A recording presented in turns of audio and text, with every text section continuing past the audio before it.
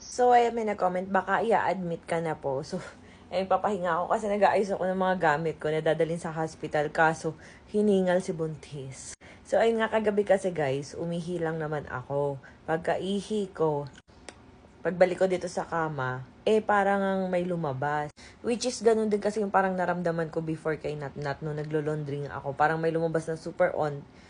Parang hindi man super on. Basta ramdam ko na may lumabas na water.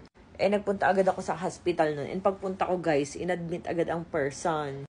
Kasi nga daw, naglilik na raw. And delikado nga yun. Kasi nga, pag naglik yung panubigan, di ba dapat labor na yung kasunod and mga anak na, ganyan-ganyan.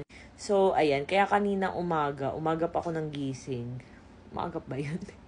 Ayan, umaga pa ako ng gising. Tapos pumunta kami sa hospital para nga magpa-IE. So, ayun, close cervix naman daw. Kung if ever daw nag-leak, nag-open siguro, tas nag-close naman daw ulit. So, close cervix naman daw ako ngayon. Pero, may mga pinapainom sa akin para umabot sa 37 weeks. Ayan, may mga pinapainom na meds. Tapos, pero nga, magpa-confine na nga daw ako para ma-monitor ako. Tapos, parang yung, para daw, yung baga ni baby, may tuturok, mga ganyan-ganyan, para nga ma-monitor. Sakto si Nat kasi, may lagnat ngayon kasi may tonsillitis siya kaka-ice cream. Para nasa hospital kami, ma-monitor din ang aking baby. Alam niyo naman, pag mami na, di ba, paranoid, ganun. So, kaya samahan niyo ako, naka-ready na yung mga gamit ko.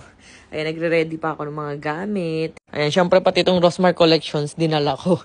Ayan nga siya, guys. So, 2,350 to 2,350, pero ma-check out nyo lang to ng 999. Search nyo lang Rosmar Collection.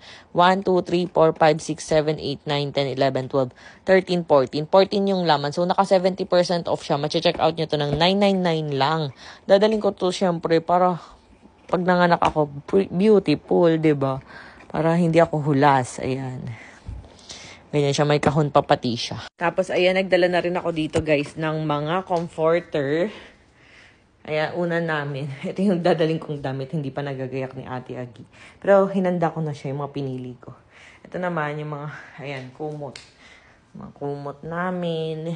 Tapos, unan and bagong comforter. Dadalhin din namin para comfy kami sa hospital. Kasi nga, sa 17 pa ako, 37 weeks.